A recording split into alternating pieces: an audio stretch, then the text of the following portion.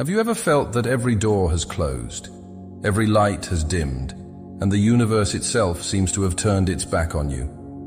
In those moments when darkness swallows hope and uncertainty clouds your vision, there exists a truth so profound that it can instantly transform your reality. This truth isn't found in distant mountains or ancient scrolls, but has been whispering within you since your first breath. Everything I need is already within me. These 8 words hold the power to reshape destinies, rewrite stories, and reignite flames that circumstances have threatened to extinguish. This isn't mere positive thinking. It's a fundamental law of human existence that most of us have forgotten in our endless pursuit of external solutions. We've been conditioned to believe that our salvation lies somewhere outside ourselves, in the next relationship, the next job, the next accomplishment, or the next purchase. The world has masterfully convinced us that we are incomplete, that we lack something essential, and that this missing piece lies just beyond our reach. This illusion keeps us in a perpetual chase, always striving but never arriving, always seeking but never finding. And in this exhausting pursuit, we overlook the most extraordinary truth, that we already possess everything needed to create the life we desire. What if I told you that this moment, yes, this very moment as your eyes meet these words, could mark the beginning of the most profound transformation you've ever experienced? The phrase, "everything I need is already within me," isn't a feel-good mantra or an empty affirmation. It's a declaration of independence from external validation, a recognition of your inherent completeness, and an acknowledgement of the immense power that resides within your consciousness. This power doesn't discriminate based on your past failures or successes, your current circumstances, or your future anxieties. It simply waits, patient and eternal, for you to recognize its presence and activate its potential. Think of the most inspiring transformations you've witnessed or read about. Individuals who rose from the ashes of bankruptcy to build empires, who healed from devastating illnesses when doctors had given up hope, who found inner peace amid chaos, or who created beauty from the wreckage of tragedy. What separated these individuals from countless others in similar circumstances? They all discovered the same truth at their darkest hour, that the seeds of their salvation weren't hidden in some external solution, but were dormant within them all along. This narrative isn't about positive thinking or wishful dreaming. It's about awakening to the scientifically proven reality that your thoughts, beliefs, and inner dialogue literally shape your experience of reality. Neuroscience has confirmed what ancient wisdom traditions have taught for millennia, that our brains can't distinguish between a vividly imagined experience and an actual one, that our beliefs create physiological changes in our bodies, and that our expectations often create self-fulfilling prophecies.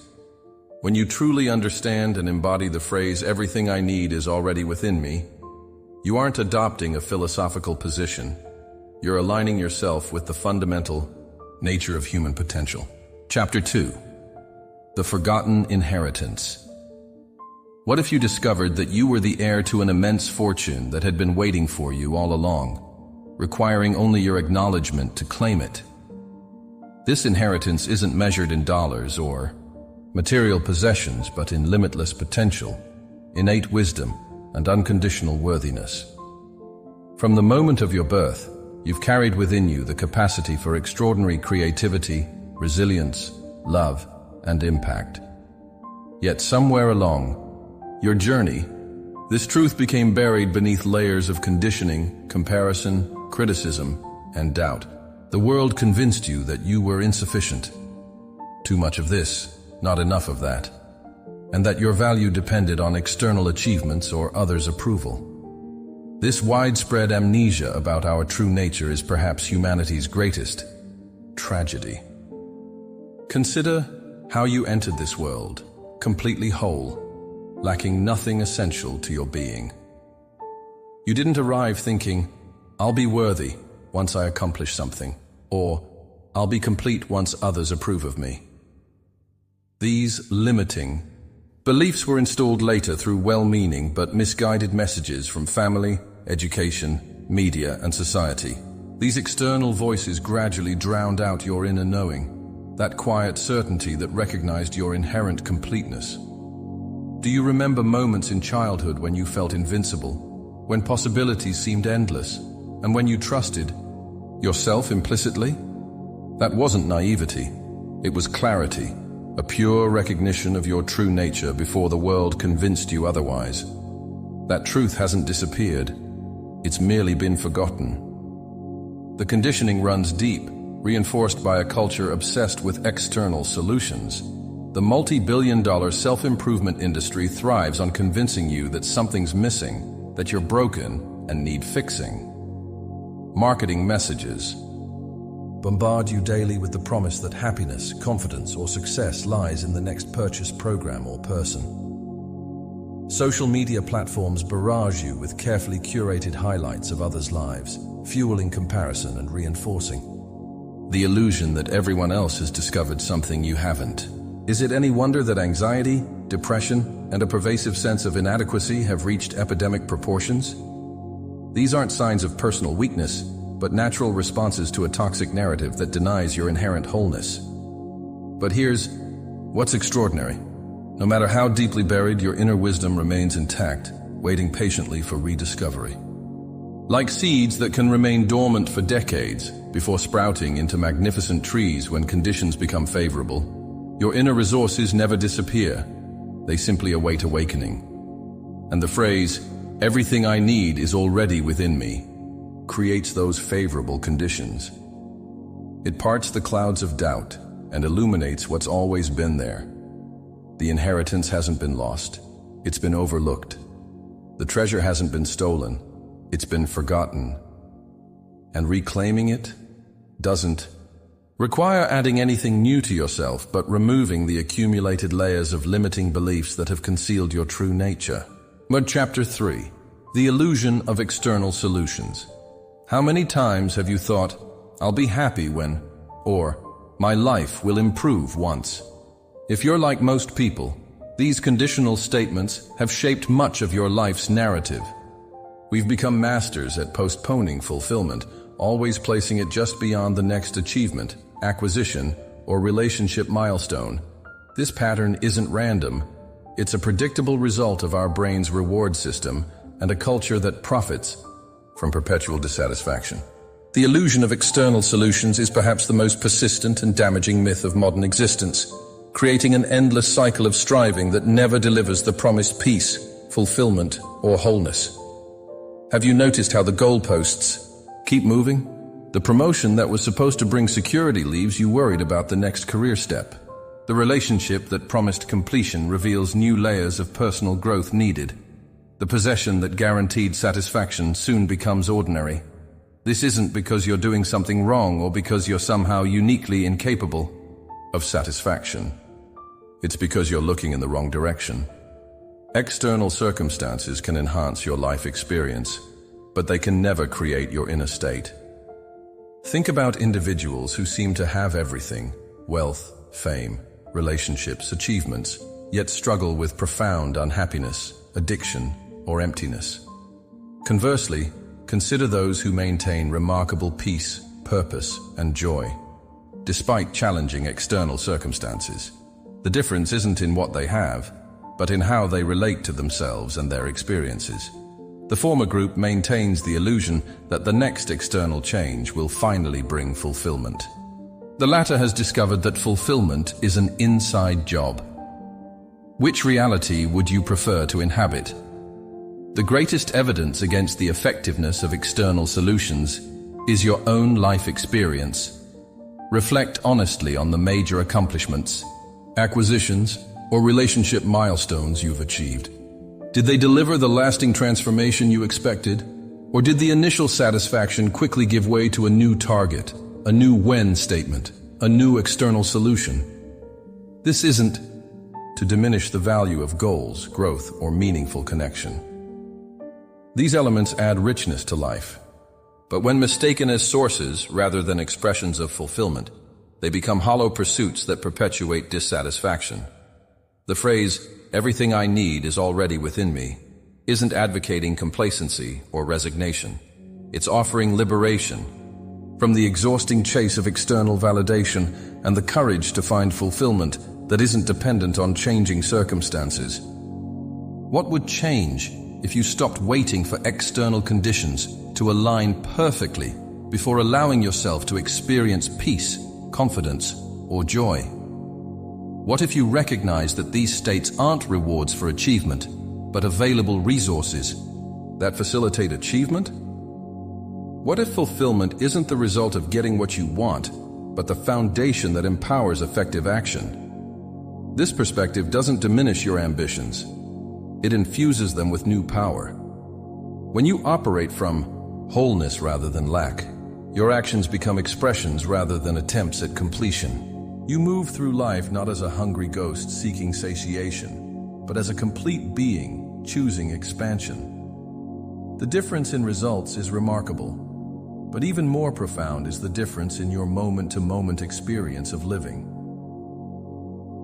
Chapter. We're the prison of perfect timing. I'll start when the time is right. I'm waiting for the perfect moment. I need to prepare more before I begin. These statements sound reasonable, even responsible, but they've likely cost you more opportunities, growth, and fulfillment than any external obstacle ever could. The myth of perfect timing has become one of the most sophisticated forms of self-sabotage, disguising fear as prudence and procrastination as strategy. This mental construct creates an imaginary future moment when conditions will perfectly align, resistance will mysteriously vanish, and action will become effortless. But has this moment ever arrived?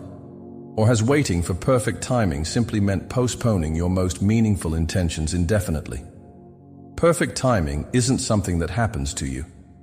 It's something you create through decisive action, despite imperfect conditions.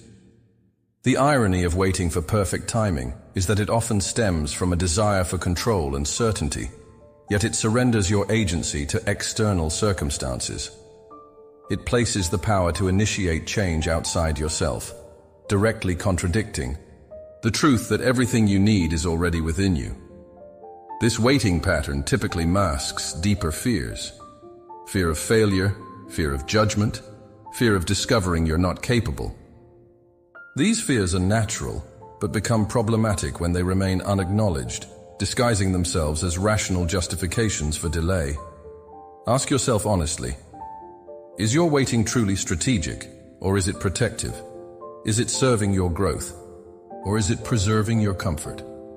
Is it a conscious choice, or is it a default response to uncertainty?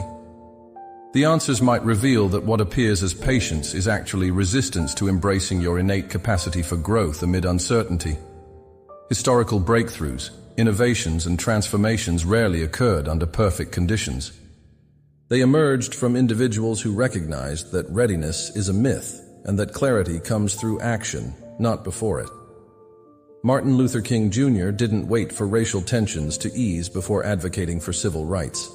He created momentum that shifted the cultural climate. J.K. Rowling didn't wait for financial stability before writing Harry Potter. She wrote while struggling as a single mother on welfare. Beethoven didn't wait for silence from his progressing deafness. He composed some of his greatest works while unable to hear. These individuals didn't succeed despite imperfect timing, but because they refused to make their action contingent on external conditions. They embodied the truth that everything they needed was already within them: the courage, creativity, and conviction to begin despite circumstances. What meaningful intention have you postponed while waiting for perfect timing? Perhaps it's a creative project, a difficult conversation, a career change, or a health transformation. Imagine if today, yes, this ordinary imperfect day with its distractions, limitations, and uncertainties became the day you stopped waiting and started creating. Imagine if you recognized that perfect timing is manufactured through imperfect action, that clarity emerges through engagement rather than contemplation, and that readiness is revealed through beginning rather than preparing. This isn't recklessness. It's recognition that the capacity to navigate uncertainty isn't acquired through waiting, but through practice. The phrase, "everything I need is already within me," includes everything required to begin now.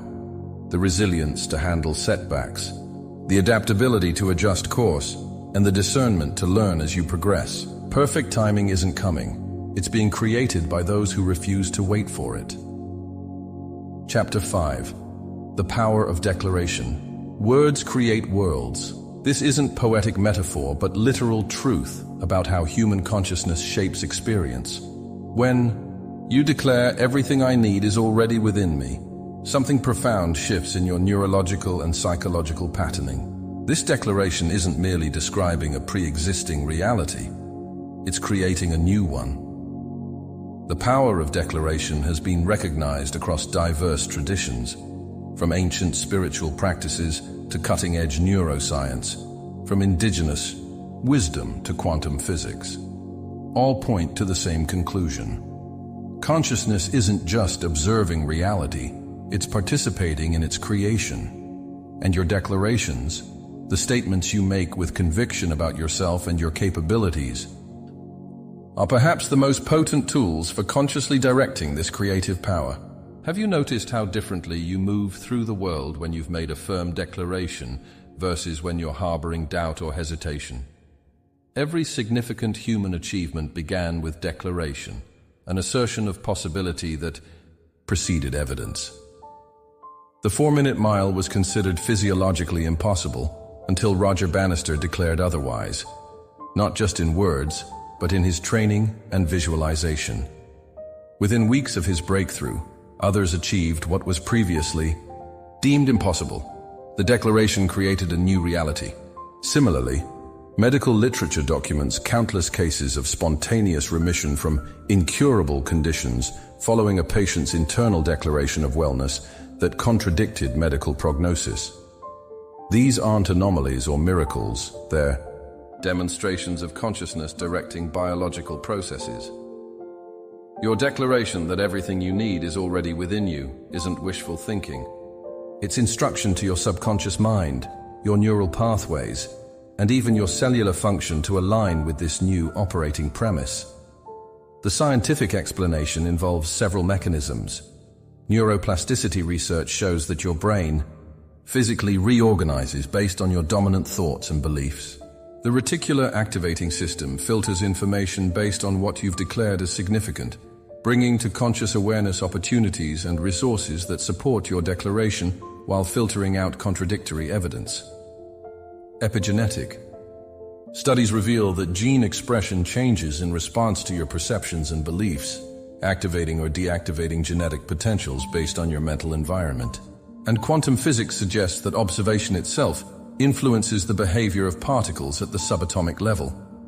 These aren't fringe theories, but established scientific understandings of how consciousness interacts with physical reality. Your declaration literally changes what's possible by altering how your biology, psychology, and perception operate. Consider making this declaration, "Everything I need is already within me," not as a hopeful affirmation, but as a recognition of scientific reality. Speak it aloud, write it down, and most importantly, act from this premise. Notice how differently you approach challenges when operating from inherent resourcefulness rather than perceived inadequacy. Observe how solutions appear more readily when you're looking within rather than frantically searching without. Pay attention to how differently others respond when your presence radiates completeness rather than need. This declaration doesn't deny challenges or eliminate the value of external resources. It simply relocates the source of your power from outside to within. It transforms you from a dependent consumer of solutions to a creative generator of possibilities. And this shift isn't metaphysical magic. It's the predictable result of aligning your consciousness with its inherent creative capacity. Chapter 6. Awakening Inner Resources. What if the abilities, insights, and strengths you've been seeking have been dormant within you all along, waiting for the right conditions to emerge? Think of how a caterpillar contains within its DNA all the information needed to transform into a butterfly, though this potential remains invisible until metamorphosis begins. Similarly, you possess inner resources that may remain dormant until activated by necessity, intention, or belief. These resources include intuitive wisdom that transcends logical analysis, creative solutions that emerge from beyond conscious thinking, resilience that surfaces precisely when you feel you can't, and perspectives that transform seemingly insurmountable problems into navigable challenges. These aren't mystical abilities, but natural human capacities that often remain untapped because we've been trained to look outside ourselves for answers. The awakening of inner resources often occurs most dramatically during crises, when external supports fail, familiar strategies crumble, and you're forced beyond comfortable limitations. Consider stories of ordinary people displaying extraordinary strength to lift vehicles off trapped victims, individuals surviving extreme conditions against all odds, or creative breakthroughs emerging during periods of greatest constraint. These aren't exceptions, but revelations of what's possible when necessity activates dormant capabilities. But why wait for crisis? The declaration, "Everything I need is already within me," initiates this awakening deliberately rather than desperately. It creates internal conditions that activate these resources through intention rather than emergency. This deliberate awakening allows you to access these capacities consciously rather than reactively, expanding your baseline functioning rather than merely surviving extreme circumstances. Practical methods exist for awakening these inner resources. Meditation and mindfulness practices create the internal silence necessary to hear intuitive guidance, typically drowned out by mental chatter. Journaling with open-ended questions like, "What do I already know about this situation?" or "What would I do if I had all the resources needed?" bypasses limiting beliefs and accesses deeper wisdom. Physical practices like yoga, tai chi, or conscious breathing establish the mind-body connection necessary for accessing embodied intelligence. Creative expression through art, music, movement, or writing circumvents analytical thinking and taps into symbolic knowing. Intentional discomfort through cold exposure, fasting, or voluntary challenges reveals resilience and adaptability, typically hidden by comfort. Each of these approaches isn't adding something new, but removing barriers to what's already present. The awakening of inner resources isn't a one-time event, but an ongoing process of expanding awareness of your inherent capacities. Each time, you trust internal guidance over external authority, choose creativity over conformity, or find strength during difficulty, you're reinforcing neural pathways that make these resources more accessible in the future. This creates an upward spiral of increasing capability and confidence. The phrase, "Everything I need is already within me," becomes not just intellectually compelling, but experientially validated through this progressive awakening. You discover that challenges which once seemed overwhelming now appear as opportunities for further activation of dormant potential. The question shifts from, "Do I have what it takes?" to, "Which inner resources will this situation help me discover?" This perspective transforms obstacles from threats to invitations, recasting your entire relationship with difficulty. And Chapter 7, The Courage to Trust Yourself. In a world that profits from your self-doubt, trusting yourself becomes a revolutionary act. From early childhood, external authorities, parents, teachers, experts, media, have likely been positioned as more reliable than your own perception, intuition, and judgment. This systematic undermining of self-trust creates dependence on external validation and guidance, disconnecting you from your inner compass. Rebuilding trust in yourself isn't merely helpful for personal development. It's essential for authentic living. The phrase, "Everything I need is already within me," remains theoretical until you develop the courage to trust your inner resources when they contradict external authorities or conventional wisdom. This trust isn't blind self-belief or stubborn rejection of outside input. It's discerning recognition of your inherent wisdom alongside thoughtful consideration of external perspectives. Self-trust develops through small acts of courage, moments when you honor your intuition despite doubt, Express your authentic perspective despite potential judgment. Make decisions based on inner alignment rather than external approval, or create boundaries that reflect your values despite pressure to conform. Each of these choices strengthens your relationship with yourself, proving that your inner guidance is trustworthy even when, perhaps especially when, it diverges from external consensus. Think of times when you've ignored your intuition to follow conventional advice, only to regret it later. Or conversely, remember occasions when you trusted yourself despite uncertainty and discovered wisdom in that choice. These experiences aren't random. They're valuable data points about the reliability of your inner knowing when you have the courage to trust it. The courage to trust yourself isn't developed through affirmations alone, but through deliberate practice. Begin with low-stakes decisions where you consciously choose inner alignment over external validation. Notice physical sensations that accompany authentic choices versus people-pleasing ones. Document instances when your intuition proved accurate despite logical doubts. Surround yourself with people who encourage your self-trust rather than undermine it. Practice expressing your perspective without over-explaining or apologizing. Celebrate moments of courage rather than focusing exclusively on outcomes. These practices gradually rebuild the self-trust that may have been systematically dismantled through years of external conditioning, allowing you to embody, rather than merely intellectualize, the truth that everything you need is already within you. Perhaps most importantly, developing self-trust requires reframing mistakes and uncertainty. In conventional thinking, mistakes indicate flawed judgment and uncertainty signals inadequate knowledge, both seemingly contradicting the notion that you already have what you need.